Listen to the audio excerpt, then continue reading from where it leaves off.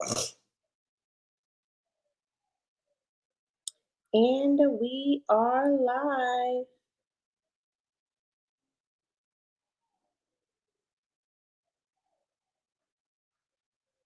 And we are live.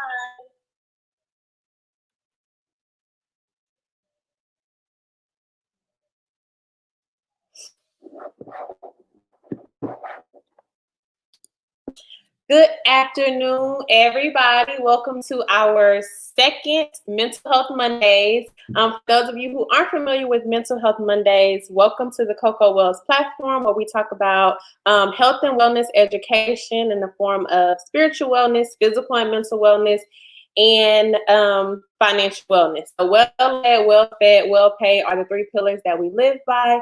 We also have a home-based skincare line where we also talk about the wellness of our skin and just the wellness of things that we put in and on our bodies. So this is a series that we created once a month. On the last Monday of every month, you get a chance to hear from different mental health professionals on areas that we think are key concerns in our communities and ways that we can support one another. So this month, we're talking about how we're supporting our babies going back to school. We have two dynamic speakers here with us this evening, and they have a lot of information to share. So if you have babies, or if you know anyone who has babies or kids that are in school, definitely share this video now so that they can tune in with us. You're going to be able to engage with our speakers, ask questions, get feedback, and a lot of different resources around supporting our kids as it relates to mental health. We do like to share our house rules for our Mental Health Monday segment.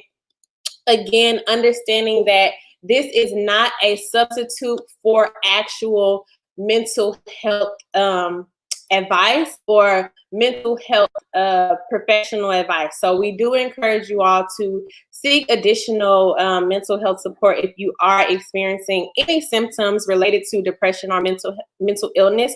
However, this is a resource. This is a tool and a guide to support you on your mental health journey. We know that mental health stigmas are truly big in the African American community, and there are a lot of different stigmas around why people don't seek the resources and support that they need. So this is just a tool to guide you on your journey and to support you in the best way possible. This is super cool when you guys engage with us because we will be able to add your questions and your comments to the stream so that our guests can answer questions and talk back and forth with you live. So without further ado, I am going to introduce our dynamic speakers for the evening. Our first speaker is Aika Woolrich, and Aika is a graduate of Prairie View A&M University with a bachelor's in social work and a master's in counseling. She is certified in the state of Texas in special education, counseling, and administration. She is going into her 20th year in education. She was a special education teacher for 3 years before moving into her role as a high school counselor, and she has been a school counselor for 14 years and currently serves as the coordinator for college and career readiness. She enjoys working in the education field and has a passion for mental health and sharing knowledge with her community. She's also the mother to one son, Ryan Woolrich, who is 13 years old. Hello. And for our next speaker is Michelle Haley. Michelle is a licensed mental health therapist in the state of Texas, a current PhD student. She is an alumna of Prairie View A&M University with the BS in psychology and holds a Master of Social Work from Clark Atlanta University.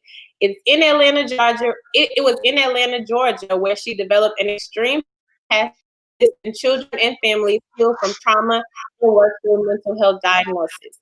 For 5 years, she has provided individual and group therapy for students in local school districts. A Brighter Destiny Family and Children's Services is her boutique counseling agency serving children and adolescents in the greater Dallas, Texas area. Hi, Michelle. How's it going? We have some people here saying, hey. So many people are excited to be here. So, hey, Shaniqua Garrett, Tamira, one of y'all is Carolyn is saying, hi, Michelle. And Tamira says she's proud of you, Aika. And Kyra is saying hey as well. So definitely thank you, ladies, for joining us. Again, for those of you who are just joining us, be sure to engage with us in the comment section so that we can make sure that your comments and questions are part of tonight's experience. So, we started, ladies. This is exciting. Yeah, it's really cool. It's really neat. And I really like to see the people engaged. So this is awesome. Okay. Let's start with explaining our roles, and we'll start with Aika. If you could tell us what your current role is now and what your role looks like in the midst of the COVID-19 pandemic. My current role is I'm the College and Career Readiness Coordinator. I do work with all counselors, K through 12. Our focus is pretty much making sure they're prepared and ready for college. Just every day, just being a counselor, taking care of our students from credits to behaviors to anything that's done with the regular high school counselor. I assist with seeing over those counselors and making sure that they're doing everything that we can do to support our students. Also, we do have, I do work with my partner who is the behavior and mental health coordinator, and we work together in ensuring that our students are being taken care of emotionally, physically, and anything that, that they need. And especially during the COVID time, we're actually just doing counseling groups with the students, providing online resources to not just only the students, but to their parents, doing virtual counseling sessions on just like feelings. We're doing counseling session on different things that they need to know about college. Just whatever it is that we normally do in a regular school year, we're trying to make sure that we do those same things for our students because we want to keep it as normal as possible. So we are just rocking and rolling and doing what we're supposed to do. So take care of kids. Thank you. And Michelle, for you, what does your role look like currently during this pandemic? So the name of my role is Responsive Services, and we basically are the clinicians on campus that do individual and group therapy with the students, providing that anger management groups, coping skill groups, working through anxieties and depression, as well as grief therapy. We also work with the administrators and the counselors putting programs together on the campus to assist students with their mental health, wellness, and we do provide crisis counseling as well. So if there's a death of someone that's on the campus, or if the student has had any thoughts of wanting to hurt themselves or others, we step in during that time. I also now, because of COVID and everything, am only housed at one school, and I see my other students virtually. Well, we're seeing all students virtually now, but eventually students will come back to campus, and those campuses that I cannot go to, I see those students virtually. Whereas before I had 5 schools and I would go to each school one day out of the week. So now COVID has impacted us in the way that we're not traveling the campuses like that anymore. Awesome. Thank you, ladies, for sharing. So I know when we traditionally talk about mental health and mental health awareness, we often think about adults, right? We think about things that we can visibly see in an adult that alarms us that, hey, they may have some challenges with their mental health. But why should we start prioritizing mental health in the formative years for our kids? What are some key ways that we must prioritize mental health for our kids, and why should we? So one of the reasons why is because it helps with development. So as we know as adults, one of the reasons why most adults are reaching out for therapy is because they're working through things that happened in their childhood. So if we were proactive and we were helping the kids through those things in their younger years, as they become adults, they don't have as many challenges emotionally and socially. The other part of it is because today we're specifically talking about COVID. This is something that we're all still adjusting to. And so while we as adults are able to process our feelings with maybe other family members or our friends, we still need to have that open dialogue with the children as well so that they can process their feelings. Because what they're hearing is everything that's happening on the news. They're hearing it from their parents, and then they're getting on social media and they're seeing so many things that could or could not be true. So it's important just to have that open dialogue with children so that they're able to process their feelings, their emotions, and then be able to have healthy coping skills to move forward and still be successful in school. Absolutely. That's great. And Aika, could you share, as someone who is in the in-school setting from a different angle, why you think we should be prioritizing the kids' mental health? Well, first of all, because of the world today that we actually live in, it is completely different from when I actually was in school. The students tend to see a lot more things. They music, social media, and they're just exposed to many more things than people that in my generation have been exposed to. So they come in with a lot of different questions and a lot of different things that they have going on in their life. So that's the main reason, number one, why we should make sure that we're providing them with some type of social services or just some counseling. But just to think about with COVID, the students actually, they're dealing with a lot.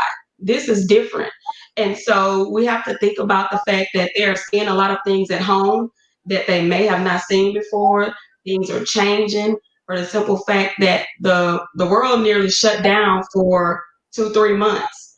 And so you had parents not working. They're trying to make ends meet. And so, of course, in the state of Texas, the statistics say that, child abuse went up, different type of abuses went up. So these kids are seeing a lot of things, and they don't understand what it is that they need to do to cope. So our job as academic counselors, mental health counselors, or social workers within the school is to provide the students with those tools. We want to provide them with all the different type of coping skills that they need to be successful because, counseling is real and it really helps. And we have to make sure that the kids understand that it's actually okay to talk about it and just to give them a different, outlet to share and where it's like a non-judgment zone. So for them, we just want them to make sure they take care of themselves because if they're not okay mentally, their behavior may suffer, their grades may suffer. So at the end of the day, our job is to educate the whole child. And so that is, academics, behavior, and making sure that they get the content and the curriculum.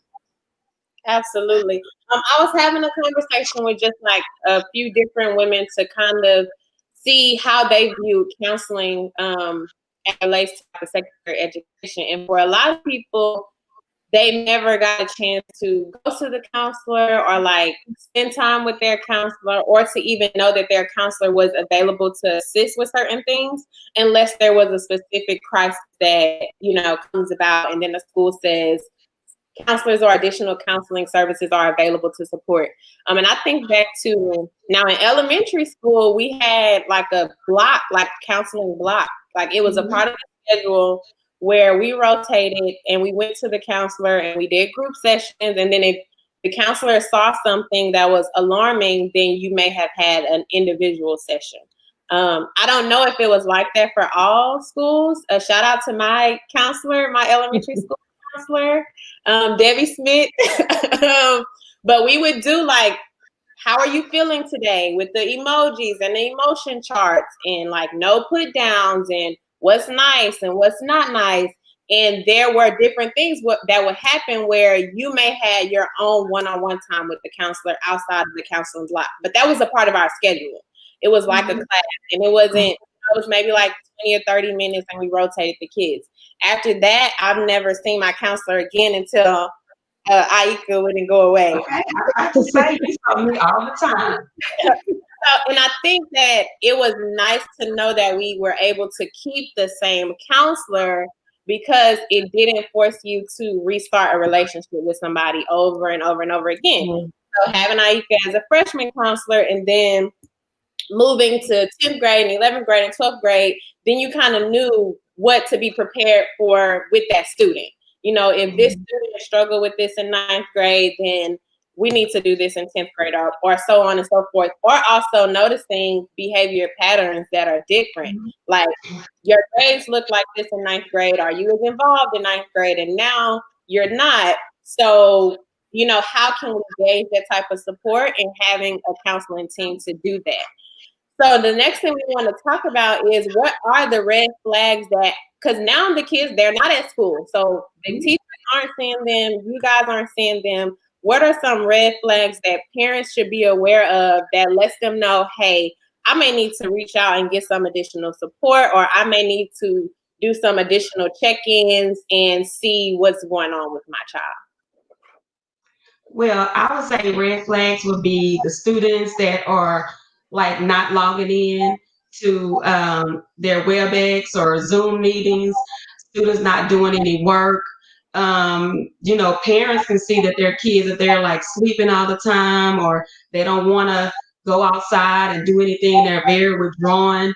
To me, those are major red flags for, anyone to see that something is actually wrong with the student, or they're actually just dealing with something. So, and sometimes you have kids when they tend to like overdo things. And so, that's like not their normal behavior. And so, of course, that's like, okay, well, something has to be going on because they're extra, they're doing this, they're doing that. So, it's just knowing your students, knowing your child is key when being a counselor. And just to go back a little bit about what you said about when you were like in elementary and all those different things, I believe things for counseling is going to change now, because the Texas Comprehensive Guidance Program is law. So the latest Senate bill and House bills, we as counselors, we have to provide those services. We have to go in those classrooms and work with those students. That, it's no longer where you just can say that I'm busy doing schedules. Well, you better do your schedules after school, because you have to get in there. You have to see those kids, because these kids are just dealing with so much, and we just need to be there for them. That is true. That's a good point. Michelle, what about you? So I definitely agree with all of that. It's important for the counselors to know their kids, but especially in homes now, our parents need to be paying a lot more attention to their child's everyday behavior. So if there's change in like their friend groups, where last year they were talking to a certain amount of friends, or there were certain names that they were always mentioning, and they're no longer mentioning those names. Those are red flags. Like, what happened to your friends? What happened to the people that you were hanging out with? And then if they're more irritable than usual when it comes to schoolwork, that's a big red flag. Also, when you're asking them, well, how's your schoolwork, or what do you have for homework? And their answer is, I don't have any, or I finished it all. I don't have any isn't an answer now in virtual school. They all have work. So, answers like that. And then also just being careful with your kids and asking closed-ended questions. It is very, very important to ask questions so that they can give you an actual sentence answer and not just a yes or no. Because if you don't ask open-ended questions, you're always going to get yes or no, and you're not going to be able to gauge what's really going on with your child. Aika, you mentioned this as well, like their sleeping habits. So like sleep, eat, hygiene, all of those things are going to play a part. Getting up, going to sleep at night at a good bedtime is still good practice. And so they're waking up and still doing their regular activities of daily living. So they're still washing their face, brushing their teeth. I think I saw somewhere that there were school districts saying like no pajamas. We're in school. So we're getting up and we're putting on clothes. All of those things are red flags, because even though we're at home while we're going to class, we're still in school. And this is still the fall, and this would be normal practice for you to get up and do those things. So if your child is just refusing to do those things, or you see that there's a lot of pushback, those are red flags that maybe you need to reach out and get some additional help. Right. Especially on the sleeping piece. So I know, like, we position ourselves to go into summertime, and summertime I do what I want. I don't have a schedule, I don't have anything to do. And so since the year kind of ran into each other, it's best advised for the parents to create some type of schedule, because not all school districts are doing where you have to be online at a specific time. I know some of them are doing as long as you complete a certain amount of hours, or as long as you do the work, or what have you. So the parents may need to assist in creating some type of schedule to assist the students in getting into a routine. So even if you don't have anything to do at 10 a.m., you may still want to get up early so you can be, you need to be like in a learning mode as the day goes on. Even if that's, creating like a social hour for them. Take some time to check in with your friends, because for some kids, socializing doesn't come as easy as it does to others. Like they have to be in a social setting to, talk. They're not always conversation starters, or they don't always initiate that social exchange between other people, especially if they have been isolated for a long period of time. And what I have noticed with some of our kids is when they are isolated, they start to get in their own head to where it's like, oh, well, she doesn't like me anymore because she didn't text me, or, like different things like that. But if we were going to school with each other every day, that's not something that I would normally think about. I would see you and we would just say, hey, or different things will be happening on the campus that initiate the social experience for kids too. So as we talk about that, what are some ways that we can continue to restore a sense of normalcy in our kids during this pandemic? Well, I think that now that they're going back to school, pretty much I've seen across the board, a lot of districts are putting in a schedule where, it may not be getting up at 7 o'clock, but maybe like a 9 o'clock, and for the kids to follow that same schedule all day. And just because you have to try to keep it as normal as possible. And, just making sure that they're getting up, doing what they're supposed to do, because routine is important. Because once COVID is over, we need to be able to just go right back in and, go to class and do what we're supposed to do. So we really need to just try to keep it as normal, as close to normal as possible, because when things are normal and things are the same, that's when the kids, they feel a certain way. It's not that bad to be home, because, when we were home initially, and we wasn't in school, I mean, pretty much as an adult, I know I was like, oh my gosh, I'm getting tired of this. So can you imagine kids who are used to running around, playing, doing whatever with their friends all day at school? So I know that was torture. So, we just, keep the same routine and just, just try to make the best out of everything. Right. And my grandma would say, like to the regular schedule program. Yeah. What about you, Michelle? So with the sense of normalcy, like it definitely depends on the age. We know like kids 6 and under, they need their parents more than they need their friends. So they're fine with being with their parents and having that interaction with their parents. It's our older kids that are really gonna need that social interaction. So I like what you said, Kristen, when you say like a social hour. Like parents can still, as that parent group, develop a time where your kids can get on to, say a Zoom or a Google Meet and have like safe interactions with each other. But then also in Dallas, there are still several mentor groups that are still having like virtual activities for the kids. And I think it's important for us to still reach out to our community and allow our community to continue to serve our kids. So I'm gonna give Kristen you the resources that I have in the DFW area. But I think that really is very important for these mentor groups to still take a part in the kids' lives. That's where they're able to talk to another adult and, process things, but then also be around their peers and just have a good time and talk about things that kids talk about and not have to be concerned with adult challenges and stresses. So I think that's very important, keeping mentor groups in the community.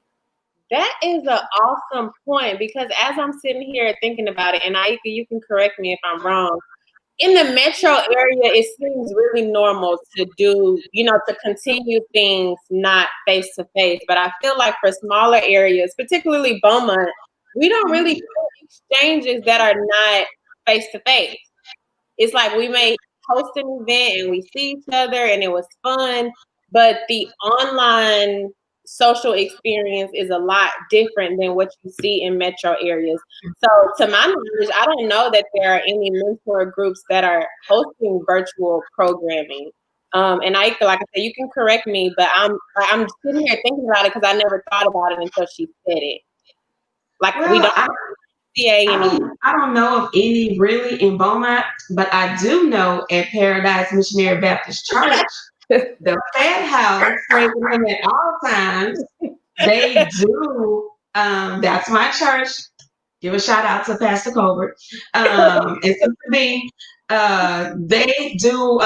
They have, Fat House. They have their own Bible study and they have their own social hour that they do on Wednesdays before, when the parents are doing that. So they continue that online. And they interact. They've done like scavenger hunts and different things. We have like some really good youth leaders at my church. So that's pretty much the only things that I know. And I'm quite sure that other churches in the area tend to do that. But in Beaumont, I think that's pretty much the only thing that the churches tend to make sure that, the kids are still interacting. There you go, Kyra. So Kyra was the Fed House president, right, Kyra? So, but yeah, I mean, it's not much to do around here in Beaumont. And that's the only sad thing is, we don't have that stuff like they have in Dallas or in Houston, that can help our kids be entertained. So, Coco, maybe you can come back to Beaumont and put on something. Well, I want to acknowledge because then that is, now that we know that it's a gap, then that's possibly a space that people can do it. And I don't think that is necessarily because people don't want to do it. Number one, just like myself, just sitting here thinking about it, they may not be aware, but because it's a small town, typically the same people that are doing things in the community are already the same people that are doing things in the schools. So as we talk about the stress of virtual learning and transitioning and all of this for kids, but those same people are taking the same toll. So it requires new people to, assist, to help out and transition, and also just a change of mindset of something new, the virtual space. And then of course, making it a safe virtual space too. So yeah, that's something to think about. I'm not even gonna comment, like, there y'all go. The next thing, as we talk about safe social spaces, we know that virtual learning can be pretty invasive. So today here you can pretty much see my entire for some people that does not make them comfortable. So when we talk about virtual learning, some places they're like, you need to have your camera on, you need to be dressed, we need to see certain things, and we need to be able to hear you. So what are some ways that we can make sure that we're supporting our students to prevent any type of social media bullying, or just helping them feel comfortable with the virtual learning process? So I know when we talked about this before, I told you ladies that I was not comfortable myself. I was one of those people on the Google Meets meetings with my camera off because I didn't necessarily want my supervisor to know what my house looked like. And it's fine, but I just didn't want that invasiveness in my life. Mm-hmm. So when I would have meetings, and I think this is good for students too, is to find a solid wall in their house if they have that opportunity, and put their back to the solid wall. And then, there's nothing in their background that can be seen.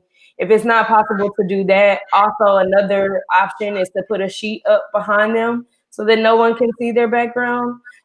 Because again, like you said, it's very invasive. And then I think that it's also important for the teachers and administrators to put in some type of rules or things like that in place so that the students are able to get in those chats and talk to each other like that and be able to bully. Like I know on Zoom, you can chat with whoever is in the meeting. And I think that it's important for schools to find ways to limit those chats. So it's something that families can do in their homes, but then the schools, we also have to put, I don't like to use the word pressure as much, but put the pressure on them to help the kids not be bullied and to help them not feel like they are by themselves in this virtual setting. Some other things that I would, tell kids that, to make it fun, like, hey, if you have a blanket of your favorite sports team or something like that, hang it on the wall and show your support for your favorite team or your school. Also, use the virtual backgrounds. That's, one thing that I noticed that some kids starting to do. I didn't know how to do it. I just figured it out myself, but the virtual backgrounds and, because that is a concern with kids, like not wanting to show their face. Because in the spring we did some different groups, and we had kids that didn't want to show their face. They were kind of embarrassed or whatever. So that is important because we don't want them to get bullied. And one thing that we've learned is my district, we use WebEx. So WebEx has a function where you can turn off the chat. Like the only person that you can chat with is the host or the adults. And so we tend to do that and turn it off because we found that out because they started talking about, especially middle school age, they started talking about games, and they was putting in they name and come play with me on this. And I remember my director was like, oh, wait a minute, we got to get this together. So, we learned that, hey, you got to turn that chat off, all that stuff, so they won't get in and try to take over stuff. So that's, we want to make sure. And then, we do set out rules of, just some regular, just general rules, how we call them housekeeping. So we didn't want to say rules. So it's like some different housekeeping things. And some counselors would say, allow the students to come up with some good housekeeping things, like being respectful and wait until, one person finished before you turn your mic on. So just different things like that prevented them from being, just trying to be rude and stuff like that. Right. And I would say, especially for the middle school age, like when we did our virtual summer camps, the high school kids, they're pretty much, they're fine. It's like, I'm just here to do this thing and I'm going to be ready to get off when this is over. But the middle school kids really like to do the chat. They will take over. They start adding their TikTok names. Follow me on TikTok. Then, saying something they don't agree with and they want to comment, because they haven't really learned the conversational tactics yet. And especially on the internet, it sounds, I'm sure they don't mean to be rude. They're just typing it the way that they would be talking to their friends. And so another suggestion would be like chat monitors. So for those who keep the chats on for whatever reason, if it's an engagement experience, having a chat monitor, someone that is in the that is just monitoring the chat, responding, that also allows the presenter to focus on the information that they're presenting and not going back and forth with the kids and kind of minimizing disruptions, and somebody that can answer questions as well. So those are all some great ideas. So I want to hear from you all now that we have been in this since March, April, May, June, July, August, 6 months, half a year, 6 months. What are some positive and negative social impacts of virtual learning? You want to go first, Michelle? Sure. So I would say some of the negative effects is, their eyes, they're obviously watching a screen for a very long time, or they're getting more screen time because this is social media is very influential in this day and age. And so they're just on the phones or on the computers a lot. So that is a negative aspect of it. But some of the more positive things is that parents are getting a lot more involved in their students' day-to-day activities with their school, learning and making sure that they're staying on top of their work, which is a good thing. I know for being in school for the last 5 years, sometimes parents leave a lot of their responsibility to the teachers. And so now parents have been a lot more involved. Another thing is that some students that have anxiety from being in school have been given the opportunity to be more comfortable at home. Homeschool is not always offered. And so just those students that weren't the social butterflies, those students that did not that were not comfortable in school day to day, they've been given a break. They've been given the opportunity to stay home, do their work where they're comfortable with their parents, and just move forward that. And again, I think that the teachers and counselors and schools have found new ways to connect with students. So it's definitely been some negativity to it, but there's also been a lot of positivity because everyone has had to be creative in the way that we either teach or counsel or connect with our kids. So I think that's a positive thing, always growing, always learning. I would say because I work in a different district than where I live. So where I work, I would say the only negative thing that I've seen that you haven't mentioned already, Michelle, was of course them not getting the social interaction that they normally get. And the kids want to go to band practice, football practice, track, cheerleader, dance, all that stuff. They're not getting to do that. But and another thing that I thought about was something that is extra positive and just great. I think this is the first time that our counselors in my school district are able to actually be free to actually go and work with students. So that's been like literally the best thing because during a regular school day, anybody know that the counselors are pulled all kind of ways to do lunch duty, bus duty, all these different things that don't have anything to do with counseling. So now that we can't do lunch duty, we can't do those different things, we actually are doing counseling. And so when we're doing counseling, it's working so well. So I'm thinking when we go back to school, we'll already have these new things in place, and everyone will say, hey, we can't stop doing this. You guys can't stop doing the coping skills or, chatting with the counselors or different things that we have. So that's in the district that I work in. But in the district that I live, the negativity is that I don't think the technology is not good. So it's always like some issues, and it's frustrating to the students, and it's even frustrating to the teachers. So being in a district that is very tech savvy is like where I work, and then where I live, being in a district that's not tech savvy. So that kind of caused some different like negative impacts for students and for the teachers, because you have to remember that the teachers in here struggling too, some of them, because they never had to do all this. So sometimes we may have to give a little counsel to the teachers too. So that's it for me on that one. That's great. I can say for myself too, since we do service multiple counties across the states, we can tell the difference between counties that have already been using technology, they're familiar with it, their staff is and are pretty tech savvy, and those counties that are truly rely on that in-person experience, and they may have a different age group of agents that are not in tune with technology at all. And the people can also tell the difference too. And so we got some comments sharing some positives and negatives as well. So positive would definitely be teachers, students, and parents are getting better versed in the technology. So that is and I really love to see the different generations trying to engage. And the best thing about social media is when we see like older people on TikTok or like participating in video challenges, like you've seen the schools that are doing like rap videos.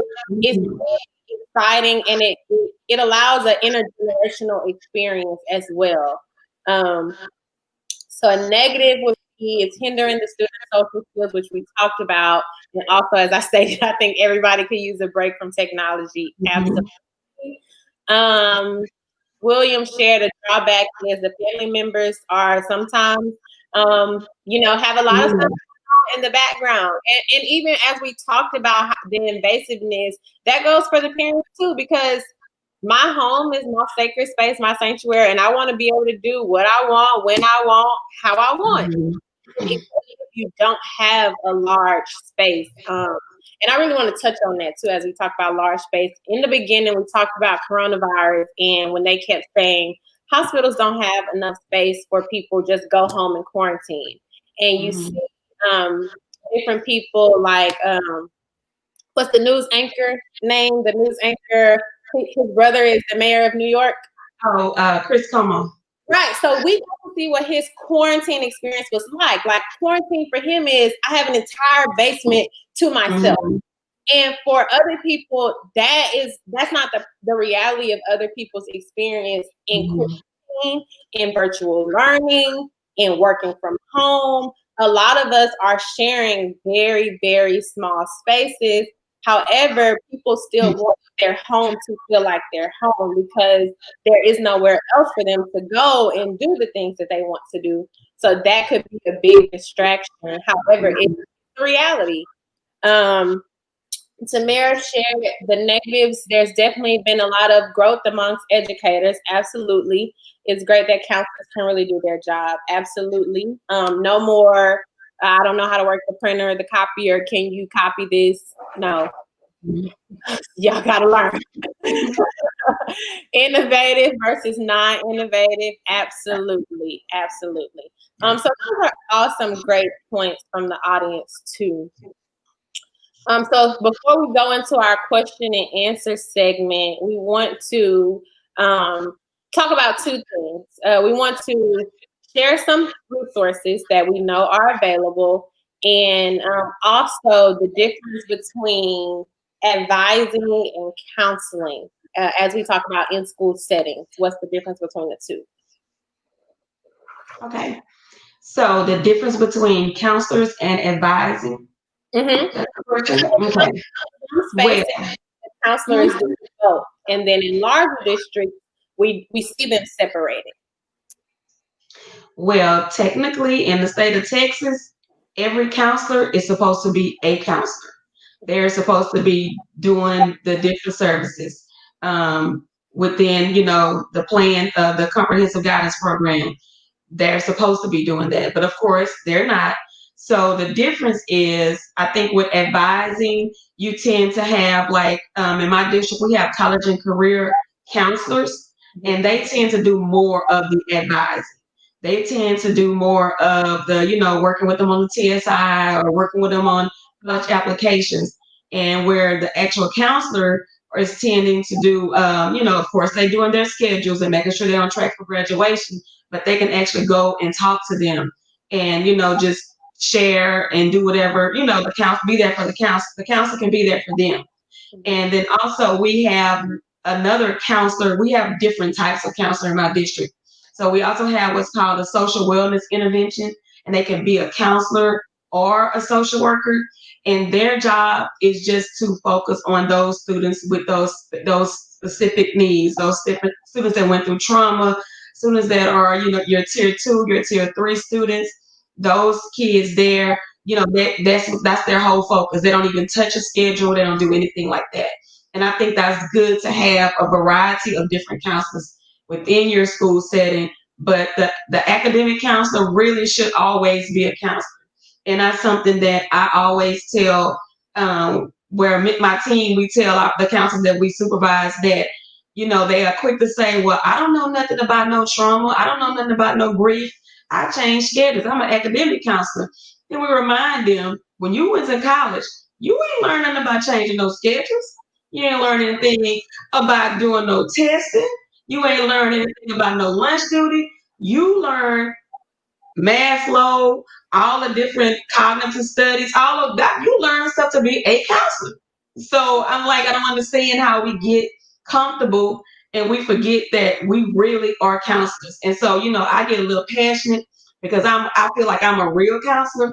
And I take it like personally when I see counselors that don't engage with the kids. I mean, I think I was always busy with schedules and all that stuff, but I made it a point to make time for my kids. So as counselors and any of the counselors out there, I know they probably mad at me, high school counselors, y'all got to step it up. You can't just be working on those schedules. I mean, that really bothers me. I'm sorry, Michelle, if I'm going personal. I get personal, but it really bothers me because I mean, that's one good thing I can say, that when I did work in Beaumont at Central, give y'all a shout out. I work with some wonderful counselors. When I say, if they had to go pick you up at your house, do whatever, no matter what, they were going to be there for you. If they was going to have to pop you, call your mama to come get, I mean, all of that. So, counselors have to be counselors. That's my point. Okay, Michelle, go ahead. I got a little personal sidetrack. So just for my role, I let me say this, I 100% agree with that because of what my role is on campus. Mm-hmm. So I've been in 3 different school districts, and they all, because you made this point earlier, Kristen, is that the districts I've been are like metro areas, and so we have a lot more resources. They have a lot more funds in the districts, and so they all have a department that is basically your mental health department. Mm-hmm. They hire licensed professional counselors. They hire licensed master social workers. They hire licensed clinical social workers to do that actual trauma therapy, that grief therapy, that depression therapy. They hire them to do that. And so that is the major difference, is that you have this group of people that are supposed to come in and work with a few students and have long sessions where they can do like 40 to 50-minute sessions for at least 6 weeks to get down to the root of what there may be issues with that child that they're going through, versus the counselor is supposed to be able to do that initial counseling with that student before they are passed on to the next clinician. So our counselors, our advisors are basically helping with maybe life next steps. So college and career readiness. So they're helping with, okay, well, maybe some mediation with different students. And then our counselors are supposed to get in and really be able to help our students with that counseling part, as far as providing coping skills. Maybe counselors also do anger management groups. And then we have the clinicians that can come in and provide the therapy for the students. And what I love about some of the districts in the metro area is that they are providing that service, because you have a lot of students that they cannot afford therapy. Their parents are not going to take them to therapy, but if it's provided by the school, then they'll go ahead and be able to get those services. So those are kind of like the 3 tiers where I see the difference in those different areas of advising, counseling, and therapy. That is really good. I think at Central, we had an open door policy. The campuses that I go to in the metro area, that's not really the case. And it's because the campuses are much larger, so you have to make an appointment. I think some campuses have like set times for the kids already that you have to come a certain amount of times throughout the year. But for us, we could just walk in, walk in the back door, the front door. And I think that really made the difference because it helped foster that relationship. There are so many people, especially like when I went to college, that were like, I never talked to my counselor. I can barely tell you her name. Or the only thing that they knew that their counselor did was make their schedule. And once their schedule was perfect, it was like, all right, see you later. So I think that is good. And trying to help districts find the additional funds and resources.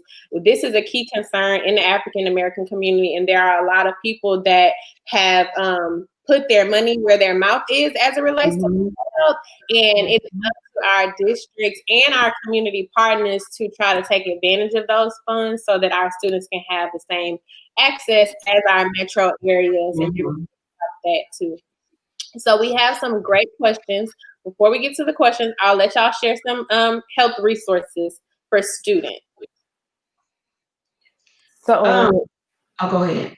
So the 3 mentor programs that I mentioned earlier that are still having events in the Dallas area, virtual events, are Let's Have Girl Talk. That is a mentor program for young women. And then you have Crown Scholars, which is a mentor program for young men in the Dallas area, and Communities in Schools. So Communities in Schools is in several different school districts.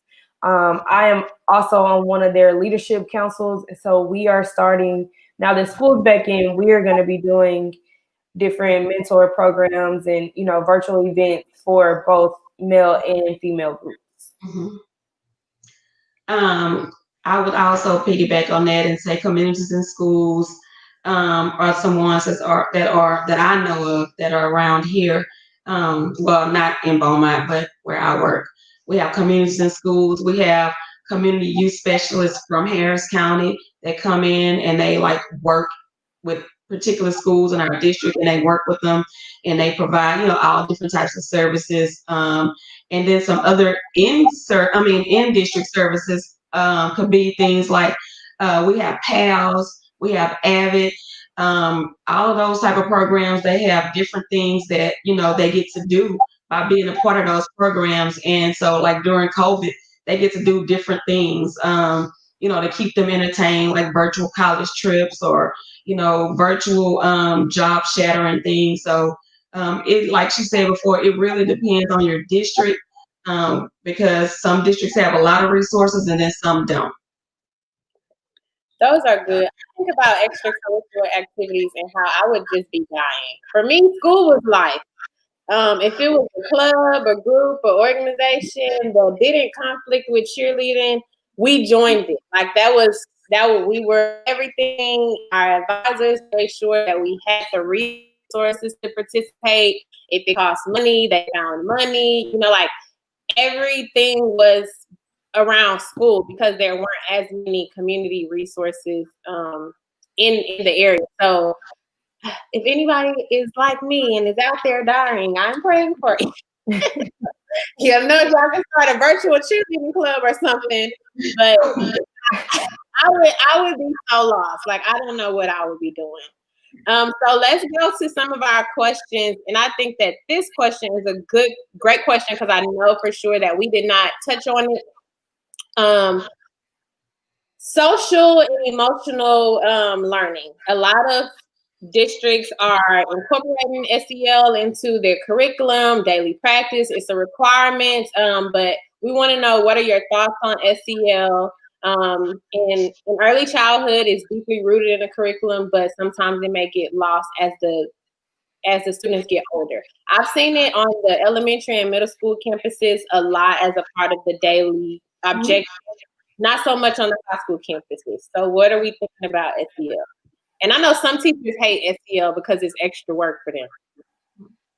Well, in my district, we use Character Strong, and that's the social and emotional learning program that actually provides you with literally everything. The lessons already done for you, just the games, anything that you need, that you can actually think of that you would need, to help students, they provide it. Now, it's an expensive program, and your district got to have the funds to buy the entire program.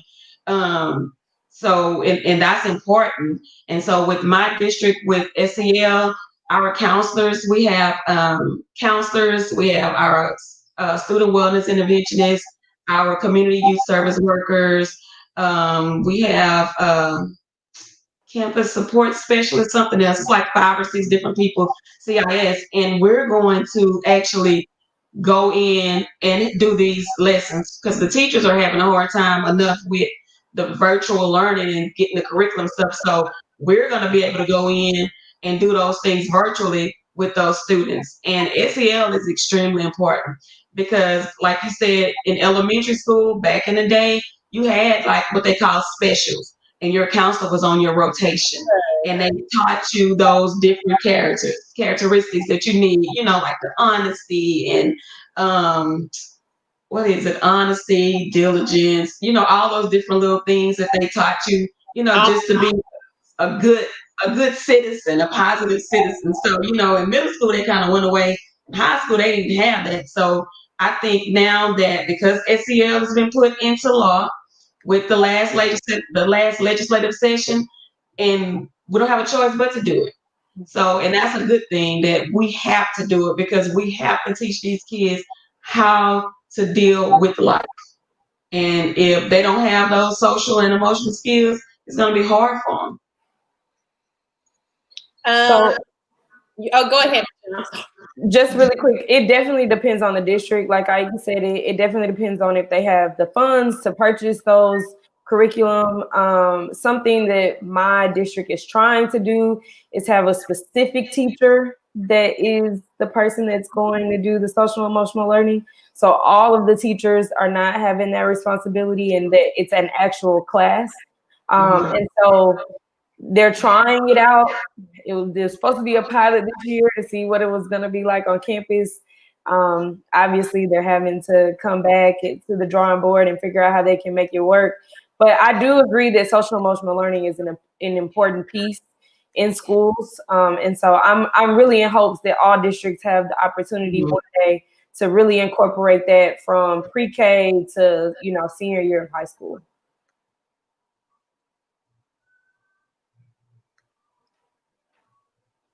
Can we lose her? No, y'all.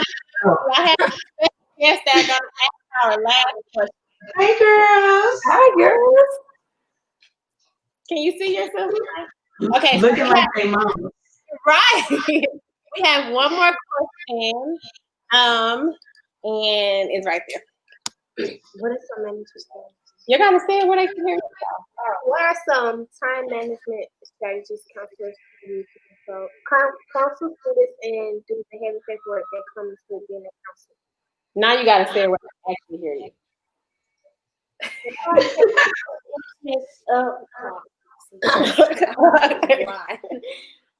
What are some time management strategies counselors can use to counsel students and do the heavy paperwork that comes with being a counselor?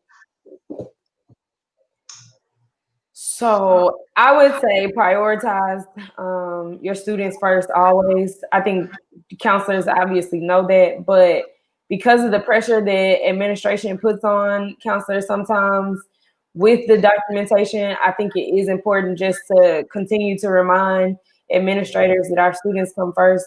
So prioritizing them, also having a set schedule. I have a schedule every day I go to work. It does not change unless there is a crisis situation. And so my week is planned out on Monday, and I know exactly what my plans are for the week.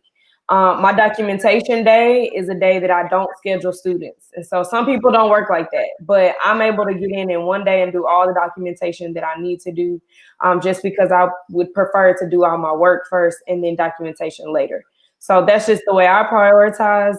I'm sure Aika can speak more because my role isn't necessarily counseling. So I don't know all the paperwork that counselors have, but that is how I schedule my work week. Well, with an academic counselor, that's what I'll call it, an academic counselor, a counselor that does more so with academics or scheduling, all that type of stuff. It is very difficult to prioritize. You try every day, you're going to prioritize, and you can make as many schedules as you want. But I can guarantee you that schedule that you make on at 7:30 by 9 o'clock, no, not even 9, I say 8:15 is going to have completely changed. So what I advise, what things that I've done is I always say my kids come first, always. But in reality, if it is start time, it's not going to happen. If it's AP testing time, it's pretty much not going to happen. That, of course, those things are, to me, are second, but when you have those type of things, it's harder to be able to prioritize because you have to do that by law. And if you don't do it, your testing days will be disasters. But I think the one thing that I try to do, if I didn't have to do it like right away, like if it wasn't testing is pretty much like the only thing that kind of messes you up, or when you're working on a master schedule, that's like a whole nother life. But I didn't have an issue with working late. And so that's what most counselors tend to do. That, they're gonna, if there's not testing or anything like that that's going on, they're gonna see their kids and then they're gonna work after school. I mean, that's what a good counselor's gonna do.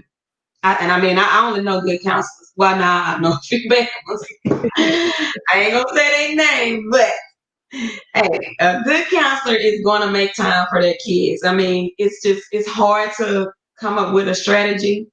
And if you work in a school district, especially a big 5A or 6A school, I mean, it's just like hard. And I'll be lying if I say, oh yeah, I make a schedule and then plan and this and that.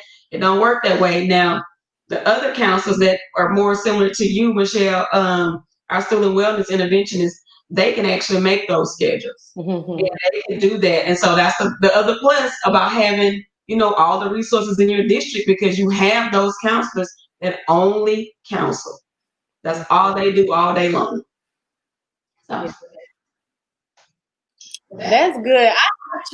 I'm not even a counselor, but I do try to do the scheduling for reporting to where, okay, on this day, this is the only day that I report. I don't leave the office on this day. I don't do programming on this day.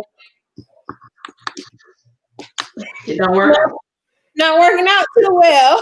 So many other things pop up where it's like, okay, meeting with this person, or this is due, or that is due. But I am trying it. So I guess that is a challenge to all of us who work with students, is to at least try. I think when people start to see your patterns, then eventually they will try to work with them and try to respect it. So I think to at least try to have some type of schedule in place will definitely be helpful. But that's it. That's all I have. You guys were wonderful tonight. Everybody enjoyed it. I've been tuning in and out on the watch party on my personal page too, so that I can see the comments, and everybody is saying that this is great information.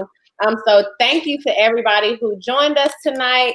A special thank you to our guests with all of the information that you guys shared. It was awesome. Is there anything else that you want to share as we get ready to close out? I guess I would like to, well, first of all, thank you for having me. Second of all, I just want to tell you that I'm extremely proud of you. Doing this is awesome. And, you know, because kids look up to you. I mean, you're young, you're not as old as me, but you make me feel so proud that, you're actually, just doing everything that, you put your mind to. So, and I'm just like extremely proud of you. You just, all around the world, you just awesome and great. Thank you. And I appreciate you. Thank Same you. here. I think, Kristen, this is an amazing platform that you're creating. I've watched your business over the last few years, and I just think it's amazing that you are pushing mental health and self-care and skin wellness and, eating well, just holistically being a great being. And so I think that it's awesome that you're providing this for the community. Thank you for having me. I really enjoyed the conversation. Aika, you were great. It was nice speaking with you also. I just want to tell everyone, this is a hard time. It's been a strange time for a lot of people, but remember, prayer works. Your mental health matters. So everybody reach out if it is that you need any type of help for mental health reasons. Yeah. Thank y'all so much. As we were like evolving the brand, and I really went with the platform perspective because I felt like we had more conversations that needed to be had. And this was supposed to be a one-time thing, but the engagement was so good. And every time I speak with the presenters offline, when we do our prep session, there are so many other topics that come up. And I think the more that we get mental health into a smaller space to where, okay, this is my issue, then it will encourage people to be a part of the conversation and then figure out, what do I need to do next to keep going? So for some people, they don't have kids. So tonight may not have been their space. In our first night, we talked about the general mental health conversation. And that helped a lot of people figure out, where do I need to start my mental health journey, and so on and so forth. So I'm really excited that you all enjoyed it. We got Angela Hill on Facebook. Dr. Angela Hill. Get it together, Dr. Angela. Wow. Facebook. So this must be good.